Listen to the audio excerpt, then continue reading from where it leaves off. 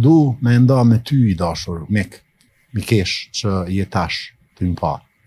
Në momentin kur ti me ndan se ke hargju krejt energjin tane, në momentin kur ti me ndan se nuk mundesh ma, shkencëtarisht, ti ke hargju veç 40%. Mrena teje janë edhe 60 tjera. Andaj në qatë moment, kur ti nuk ndjehesh mas mirin bot, ajo është thirrje jote me u zgju. Zgjoho e bën e jetën tane krye vepër. Një jetë e kemi, duhet me jetu. Çka t'ka mësu jeta që s'të ka mësu shkolla? Unë besoj që meritën më të madhe të jetës, apo atë që ka mësu nga jeta është vetbesimi.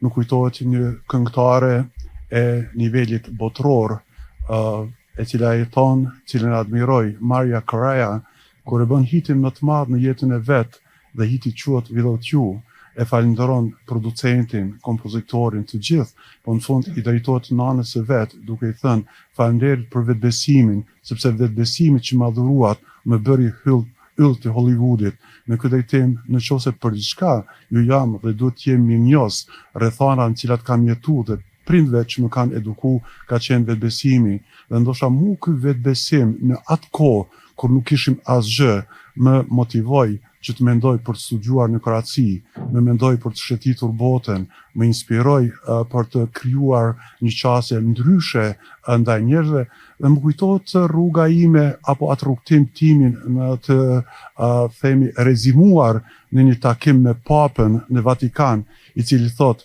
nga njerëz me njerëz për njerëz. Dhe në këtë drejtim besoj edhe kjo që ne e bëjmë sot, unë me ju, është diçka që e kemi mbledhur nga tjerë, po e debatojmë mes veti, po do të jetë në interes të gjenerata të reja që do ta kuptojnë që investimi në edukim, investimi në emocion, investimi në vetkontrollim, investimi në vetbesim, në zhvillim personal, në mendim pozitiv është garanca e ardhmërisë, sepse nuk duhet gjithmonë të jetë dominante bota eksterne, është ajo që vërtet e keni veti, është ai spiritualizmi i cili duhet të ushqet, sepse në fund të fundit në rrugtimin tim në përmbar botën kam taku njerëz që kanë pas miliarda, po në shpirtin e tyre kanë qenë të varfërit më të mëdhej, të tillë shoh në Kosovë fatkeqësisht.